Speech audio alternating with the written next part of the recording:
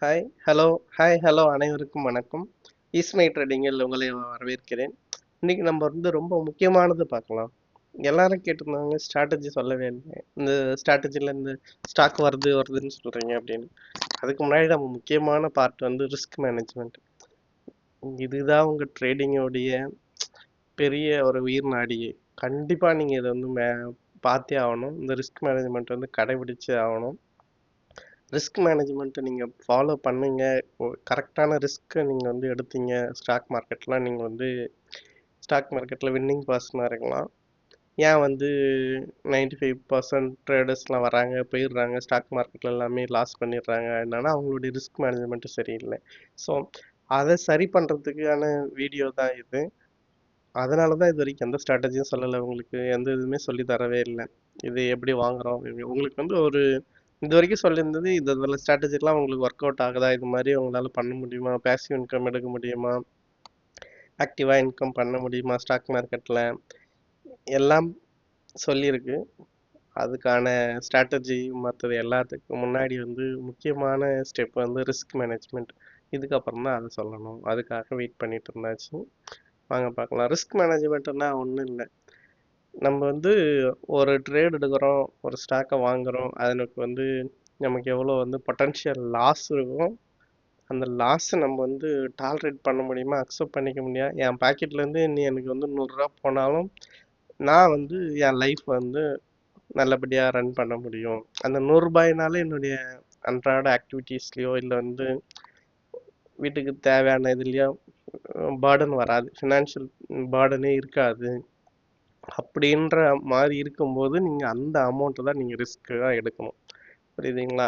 இதுமாரி பண்ணிங்கன்னா நீங்கள் வந்து டென்ஷனும் ஆக மாட்டீங்க, லாஸ் ஆகிறத பற்றி ஃபியரும் இருக்காது. ஸோ உங்களால் வந்து எவ்வளோ லாஸை வந்து அக்செப்ட் பண்ணிக்க முடியும், ப்ளஸ் நம்ம எவ்வளோ எடுக்கணும், அதுக்குன்னுட்டு இருக்கிற கேபிட்டல் எல்லாமே நான் போனாலும் போட்டோம் அப்படின்னு ட்ரேட் எடுக்க முடியுமானா முடியாது. நம்ம எவ்வளோ டாலரேட் பண்ண முடியும், இவ்வளோ அமௌண்ட்டுக்கு இவ்வளோ ரிஸ்க் எடுக்கத்தான் நல்லது அப்படின்னு சொல்லியிருக்காங்க. அதுதான் நம்ம பார்க்க போகிறோம். சரிங்களா? சரி, இதில் என்னென்ன பிரின்சிபல்ஸ் இருக்குன்னா, ட்ரேடிங் பிளான் இருக்குது. ட்ரேடிங் பிளான்னா ஒன்றும் இல்லை, நீங்கள் எங்கே என்ட்ரி ஆக போகிறீங்க, எங்கே எக்ஸிட் ஆக போகிறீங்க, எவ்வளோ டார்கெட் வைக்க போகிறீங்க, இது மூணுமே நீங்கள் வந்து பிளான் பண்ணிக்கலாம் ஒரு ட்ரேடில். ஸோ அப்படி பிளான் பண்ணும்போது என்ன நடக்கும்னா, உங்கள் லாஸை உங்களுக்கு டிஃபைன்டு லாஸ், இவ்வளோதான் எனக்கு லாஸ் ஆக போகுது இந்த ட்ரேடுன்னு தெரிஞ்சுக்கிட்டு நீங்கள் ட்ரேட் பண்ண போகிறீங்க. ஃபஸ்ட்டு நீங்கள் வந்து இந்த இதை வந்து ரிஸ்க் மேனேஜ்மெண்ட் பண்ணுறதுனால என்னன்னா உங்கள் கேபிட்டல் வந்து ப்ரொடெக்டிவாக இருக்கும். அதாவது ஸ்டாக் மார்க்கெட்டை எப்படி நீங்கள் வந்து இந்த பிஸ்னஸ் எப்படி ஹேண்டில் பண்ணால், லைக் டெஸ்ட் கிரிக்கெட் மாதிரி. டெஸ்ட் கிரிக்கெட்டில் என்ன நமக்கு முக்கியம், விக்கெட்டு முக்கியம். விக்கெட் இருந்தால் வின் பண்ணலாம், இல்லை ட்ராவாது பண்ணலாம், சேம் திங். கேபிட்டலை வந்து நம்ம வந்து லாஸ் பண்ணக்கூடாது. அங்கே வந்து விக்கெட்டு முக்கியம், அங்கே கேபிட்டல் முக்கியம். விக்கெட்டுக்கும் கேபிட்டலுக்கும் ஈக்குவல் பண்ணிக்கோங்க. ஸோ நம்ம வந்து கேபிட்டல் வந்து லாஸ் பண்ணாமல் இருக்கணும். அதுக்கு என்ன வேணும்னா ரிஸ்க் மேனேஜ்மெண்ட் வேணும். நீங்கள் ஒன்ஸ் கேபிட்டல் லாஸ் பண்ணாமல் இருந்தீங்கன்னா ஸ்டாக் மார்க்கெட்டில் ரொம்ப நாள் சர்வை பண்ணலாம். உங்களுக்கு எவ்வளோ நாள் சர்வை பண்ணுறீங்களோ அவ்வளோ எக்ஸ்பீரியன்ஸ் கிடைக்கும். அடுத்து ஆட்டோமேட்டிக்காக ப்ராஃபிட் உங்களை தேடி வரும். நீங்கள் ப்ராஃபிட்டை தேடி போக வேண்டாம். ஸோ அதுக்கு பண்ண வேண்டியது என்னென்னா ரிஸ்க் மேனேஜ்மெண்ட்டு ரொம்ப ரொம்ப முக்கியம். Next manage emotions. எமோஷன்ஸ் நான் ஃபஸ்ட்டே சொன்னேன். உங்களுக்கு வந்து ஒன்ஸ் வந்து உங்கள் ரிஸ்க் வந்து நீங்கள் வந்து டிஃபைன் பண்ணிட்டீங்க, நான் எங்கிட்ட இருந்து இன்னைக்கு 1000 தான் இந்த ட்ரேடில் நான் ரிஸ்க் எடுப்பேன்னா அது மட்டும் போயிடுச்சுன்னு நினச்சி விட்டுடலாம், ஒன்றும் பிரச்சனை இல்லை. அதாவது அந்த கம்மியான ரிஸ்கில் வந்து நீங்கள் வந்து எக்ஸிட் ஆகிடுவீங்க, ஸ்மால் ரிஸ்க்கு. சரிங்களா? ஸ்மால் ரிஸ்கில் வந்து போயிடும். இதே நீங்கள் டிஃபைன் பண்ணலைன்னா 1000 பதிலாக 10,000 போச்சுன்னா உங்களுக்கு எமோஷன்ஸ் வந்து சேஞ்ச் ஆகும். ஐயோ பெரிய லாஸ் ஆயிடுச்சு, அதை நான் கவர் பண்ணணும். 10,000ன்றது சிலருக்கு வந்து 1,00,000 போனால் ரொம்ப எமோஷனலாக ரொம்ப டிப்ரெஸ் ஆகிடுவாங்க. சில 10,00,000 போனால் ரொம்ப டிப்ரெஸ் ஆகும். அவங்களுக்கான அமௌண்ட்டு, ஒருத்தருக்கு வந்து 1000 போகிறதே பெரிய விஷயம், ஒருத்தருக்கு 10,000 போகிறதே பெரிய விஷயம், ஒருத்தருக்கு 10,00,000 போகிறது ரொம்ப பெரிய விஷயம். ஸோ அவங்களுக்கு 1000 லாஸ் ஆகிறவங்கிட்ட போய் 10,000 லாஸ் ஆகிறவங்க ஒன்றா கம்பேர் பண்ண முடியாது. இவங்களுடைய எமோஷன்ஸும் 1000 லாஸ் ஆன எமோஷன்ஸும் ரொம்ப அதிகமாக இருக்கும். ஐயோ 1000 லாஸ் பண்ணிட்டேன் அப்படின்னு. ஸோ நீங்கள் முன்னாடியே டிஃபைன் பண்ணிட்டீங்கன்னா ஸ்மால் லாஸில் ஹாப்பி லாஸ்ன்னு சொல்லுவாங்க. அதாவது சின்ன லாஸ் வந்து ஹாப்பி லாஸ். நம்ம வந்து சந்தோஷமா இந்த லாஸ் ஆக போகும். ஏன்னா அது வந்து பிஸ்னஸ்க்கான காஸ்ட். நீங்கள் வைக்கிற ஸ்டாப் லாஸ் வந்து இந்த ட்ரேடிங் பிஸ்னஸ்க்கான காஸ்ட். எந்த ஒரு பிஸ்னஸையும் நீங்கள் வந்து செலவு இல்லாமல் பண்ண முடியாது. நீங்கள் ஏதோ ஒரு கடை வைக்கிறீங்கன்னா கடைக்கு வந்து வாடகை கொடுக்கணும், இல்லைன்னா வந்து மற்ற அரேஞ்ச்மெண்ட்ஸ் பண்ணணும், அந்த வந்து மெட்டீரியல்ஸ் வாங்கணும், எல்லாத்துக்குமே ஒரு கேபிட்டல் போடணும். அப்போ வந்து ரெண்ட் கொடுக்குறீங்க, அது ஒரு செலவு, கரண்ட் பில்லு, இது எல்லாமே அதுக்கான பிஸ்னஸ் காஸ்ட். ஆளுக்கு வேலைக்கு ஆள் வைக்கிறீங்க, அவங்களுக்கு சேலரி கொடுக்கணும், அதுவும் பிஸ்னஸ் காஸ்ட். சேம் இங்கே வந்து ஸ்டாப் லாஸ் தான் உங்களுடைய பிஸ்னஸ் காஸ்ட். அதை வந்து மினிமலாக வச்சுக்கணும். பிஸ்னஸில் சக்ஸஸ்ஃபுல்லாக வர்றதுக்கு என்ன ஒரு ரீசன், அதாவது சக்ஸஸ்ஃபுல்லாக பிஸ்னஸ் வரணும்னா என்ன நடக்கணும்னா, உங்களுடைய ரெவின்யூ ப்ளஸ் வந்து காஸ்ட்டு, இதை மைனஸ் பண்ணால் வர்றது ப்ராஃபிட்டு. இப்போ ரெவின்யூ நிறைய இருக்கணும், காஸ்ட் கம்மியாக இருக்கணும், பிஸ்னஸ் காஸ்ட் கம்மியாக இருக்கணும், ரெண்டத்தையும் மைனஸ் பண்ணால் வர்றது உங்களுடைய ப்ராஃபிட்டு. ஸோ அதனால தான் வந்து இந்த வந்து ஸ்டாப் லாஸ் வந்து ரொம்ப முக்கியம். ரிஸ்க் வந்து கம்மியாக எடுக்கணும், நம்ம கேபிட்டலுக்கு எவ்வளவோ அது மாதிரி எடுக்கணும். ஓகேங்களா? நெக்ஸ்ட் வந்து focus on the process, not on the profit. ப்ராஃபிட்டை பார்த்து லாஸை பார்த்து ட்ரேட் பண்ணக்கூடாது. நம்ம வந்து ஒரு சிஸ்டம் வந்து ஸ்ட்ராட்டஜி வந்து பண்ணுறோம், சிஸ்டம் பண்ணுறோம், அதில் நீங்கள் அதை ஃபாலோ பண்ணுறீங்க. அந்த சிஸ்டம் லாஸ் பண்ணால் நீங்கள் லாஸ் பண்ணதாக கணக்கு இல்லை, சிஸ்டம் தான் லாஸ் பண்ணிச்சு. ஸோ சிஸ்டம் மறுபடியும் உங்களுக்கு இன்கம்மை ஜென்ரேட் பண்ணி கொடுக்கும். அதனால் சிஸ்டம் தான் லாஸ் பண்ணுது, சிஸ்டம் தான் இன்கம் ஜென்ரேட் பண்ணுது. நீங்கள் வந்து அது அந்த சிஸ்டத்தை ஆப்ரேட் மட்டும்தான் பண்ணுறீங்க. அதனால தான் இப்போ ஏஐ ட்ரேடிங்லாம் வந்துடுச்சு. ட்ரேடிங்கில் வந்து ஏஐ ட்ரேடிங் எல்லாமே வந்துச்சு. ஏன்னா ஹியூமன் எமோஷன்ஸை அவாய்ட் பண்ணுறதுக்காக அதெல்லாம் இப்போ கொண்டு வந்திருக்காங்க. ஸோ நம்ம எமோஷன்ஸ் இன்வால்வ் ஆகாது இருந்தால் ஒரு ட்ரேடை வந்து நிறைய சக்ஸஸ்ஃபுல்லாக போகிறதுக்கான சான்ஸ் இருக்கும். சரி, என்னென்ன ரிஸ்க் இருக்குது ட்ரேடிங்லன்னா? மார்க்கெட் ரிஸ்க்கு, லாஸ் வந்து மார்க்கெட் ரிஸ்க்னா lost due to general market price வந்து மேலே கீழே போகிறதுனால வருது. நெக்ஸ்ட் வந்து லிக்விடிட்டி ரிஸ்க்கு. ஒரு பொசிஷன் எடுத்திருக்கீங்க, சப்போஸ் இந்த ஃபியூச்சர்ஸில் எல்லாம் வந்து அந்த கரெக்டான லாஸில் வந்து எக்ஸிட் பண்ண முடியாமல் போயிடுச்சு, அது பெரிய லாஸ் ஆகுது அப்படின்னா உங்கள் அக்கௌண்ட்டை லிக்விடிட்டி ஆகலாம். சிஸ்டம் சிஸ்டமிக் ரிஸ்க்னா ஒன்றில் மேஜர் கரெக்ஷன்ஸு, மேஜர் கிரைசிஸ்ஸு, வாரு இல்லை கோவிட் இது மாதிரி பெருசாக வந்து அப்போ வர்றது. லெவரேஜ் ரிஸ்க்கு, இப்போ வந்து கொஞ்சம் வந்து ஸ்டாக்ஸ் வாங்கி வச்சு அதை வந்து லெவரேஜ் பண்ணி அதை ட்ரேட் பண்ணுறது, மார்ஜின் ட்ரேடிங்கு, இதெல்லாம் வரலாம். Next psychological risk. இதுதான் நமக்கு வந்து இதை தான் நம்ம வந்து ரொம்ப ரொம்ப ஃபோக்கஸ் பண்ணணும். அதெல்லாம் கூட பெருசாக நமக்கு வந்து ஸ்டாப் லாஸ் போடுவோம், இது பண்ணுவோம், கரெக்டாக வச்சுருப்போம். ஆனால் நம்ம என்ன பண்ணுவோம், சம்டைம்ஸ் தப்பாக டிசிஷன் எடுப்போம் எமோஷன்ஸ்னால. ஐயோ இது வந்து கீழே வருது, நம்ம ஸ்டாப் லாஸ் ஹிட் பண்ணணும்னு சொல்லி முன்னாடியே எக்ஸிட் ஆகிருப்போம். ஆனால் ஸ்டாப் லாஸ் ஹிட் பண்ணாது, மேலே போயிட்டே இருக்கும், நெக்ஸ்ட் ரிட்டர்ன் வந்துட்டு.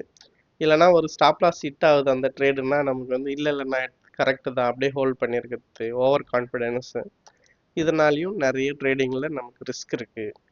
சரி, இதெல்லாம் எப்படி நம்ம வந்து மிட்டிகேட் பண்ணலாம், மீன்ஸ் இதெல்லாம் எது நம்ம அவாய்ட் பண்ணலாம், எப்படி பண்ணால் இந்த ரிஸ்க்கை வந்து அவாய்ட் பண்ணலாம் அப்படின்னா, position sizing.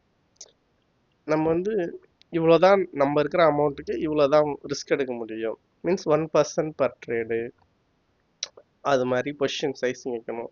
Stop loss must.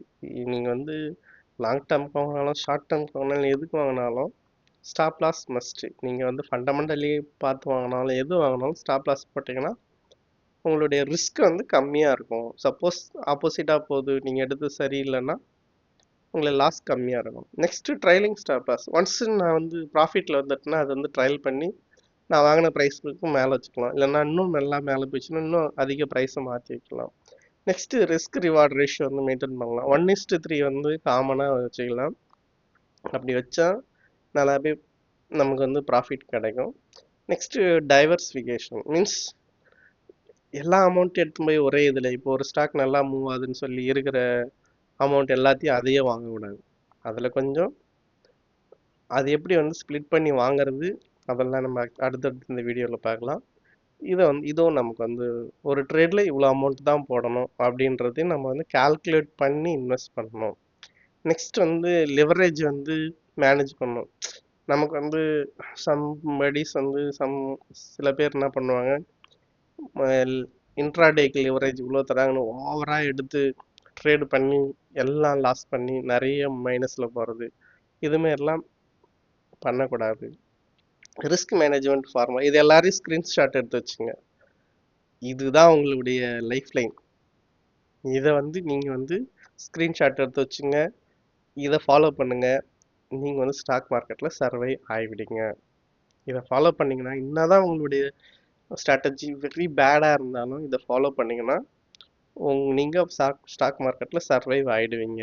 நீங்கள் பெருசாக எதுவும் பண்ண வேணாம். 1% பர் ட்ரேடு. நீங்கள் இருக்கிற அமௌண்ட் டோட்டல் உங்களுக்கு கேபிட்டலில் 1%. 10 lakhs வச்சுருந்தீங்கன்னா ஒரு ட்ரேடுக்கு நீங்கள் 10,000 தான் ரிஸ்க் எடுக்கணும். அதான் ரூல்.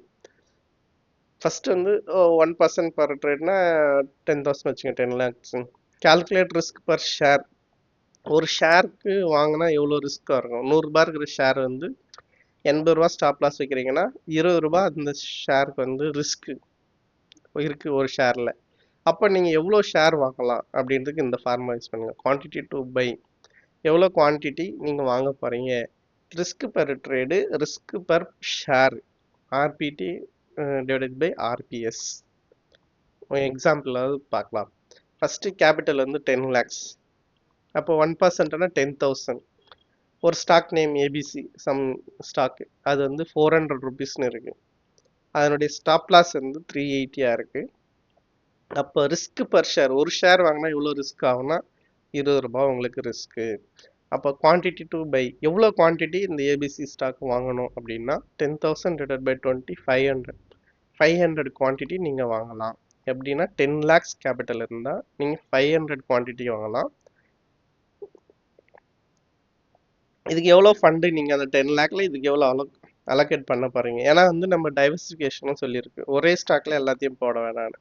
ஸோ 2 lakhs நம்ம இதுக்கு போட போகிறோம். 500 ஷேர்ஸ் வாங்க போகிறோம். நான் 400 rupeesக்கு 2 lakhs இன்வெஸ்ட் பண்ணிடுவோம். Predetermined loss. இதில் நீங்கள் வந்து ட்ரேட் எடுக்கிறதுக்கு முன்னாடியே நீங்கள் யோசிக்கலாம், எனக்கு வந்து 10,000 ரூபாய் நான் பிஸ்னஸ் காஸ்ட்டாக இன்வெஸ்ட் பண்ணியிருக்கேன்.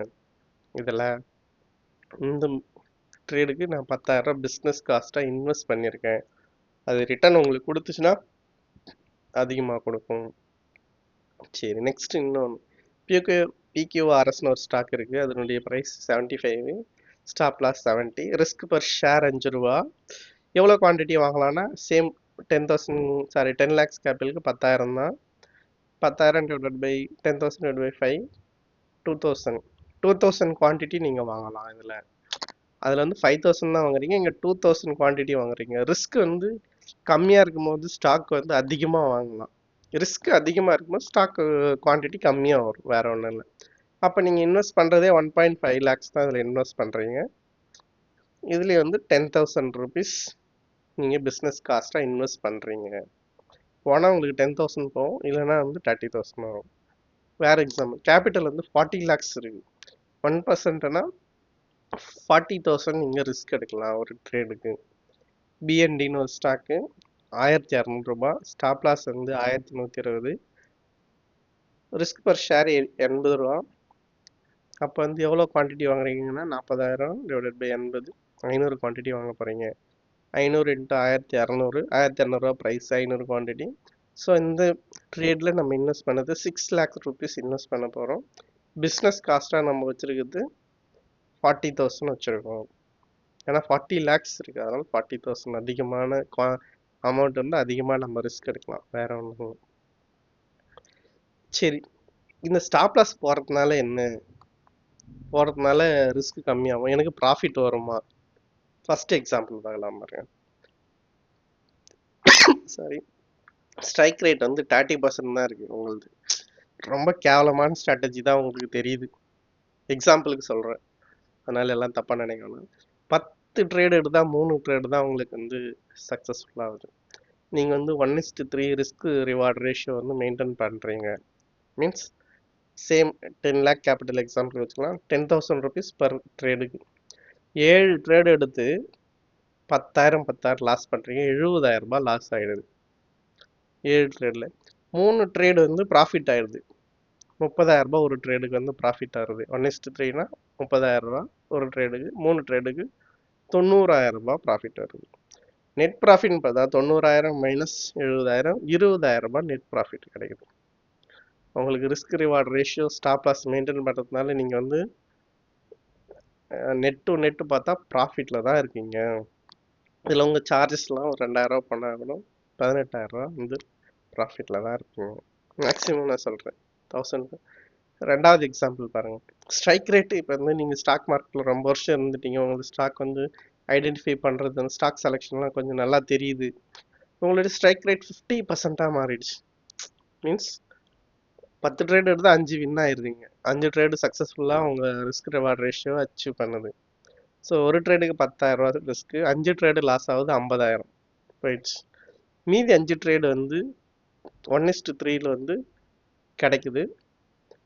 அப்போ வந்து 30,000 × 5 1.5 லேக்ஸ் கிடைக்குது. பாருங்க உங்கள் ஸ்ட்ரைக் ரேட் இன்க்ரீஸ் பண்ணோன்னு. இப்போது நெட் ப்ராஃபிட் வந்து 1 லேக்ஸ் ஆகிடுது, 1 லேக் ஆகிடுது. இது செகண்ட் எக்ஸாம். தேர்டு வந்து இன்னும் வந்து பெட்டர் ஆயிடுச்சு. உங்கள் ஸ்ட்ரைக் ரேட் வந்து 70% ஆயிடுச்சு. எல்லாருமே 100% வந்து வின்னிங் யாருக்குமே கிடையாது. எந்த ஸ்ட்ராட்டஜியுமே 100% வின்னிங் ஸ்ட்ராட்டஜியே கிடையாது. ஸோ மேக்ஸிமம் வந்து 70% வச்சுக்கலாம். நம்ம 7 வின்னிங் ட்ரேட்ஸ் கிடைக்குது. ரிஸ்க் ரிவார்ட் ரேஷியோ 1:3 மெயின்டைன் பண்ணுறீங்க. 10,000 ஒரு ட்ரேடுக்கு ரிஸ்க். 3 ட்ரேட் லாஸில் போயிடுச்சு, 30,000 போயிடுச்சு. 7 ட்ரேடு ப்ராஃபிட் வந்துச்சு. 30,000 × 7 3,50,000 வந்துச்சு. இங்கே பாருங்கள், அந்த 30,000 மைனஸ் பண்ணால் 3,20,000 ப்ராஃபிட்டில் நீங்கள் வருவீங்க. இப்போ சொல்லுங்க, ரிஸ்க் ரிவார்ட் ரேஷியோ மெயின்டைன் பண்ணணுமா, இல்லை வந்து ரிஸ்க் மேனேஜ்மெண்ட் முக்கியம் இல்லையா, ஒரு ட்ரேடுக்கு ஸ்டாப் லாஸ் போடணுமா வேணாமா, நீங்களே முடிவு பண்ணிக்கலாம் இந்த வீடியோவை பார்த்ததுக்கப்புறம். சரிங்களா? ரொம்ப ரொம்ப ஒரு லைஃப்பில் என்னதுன்னா ரிஸ்க் மேனேஜ்மெண்ட்டு தான்.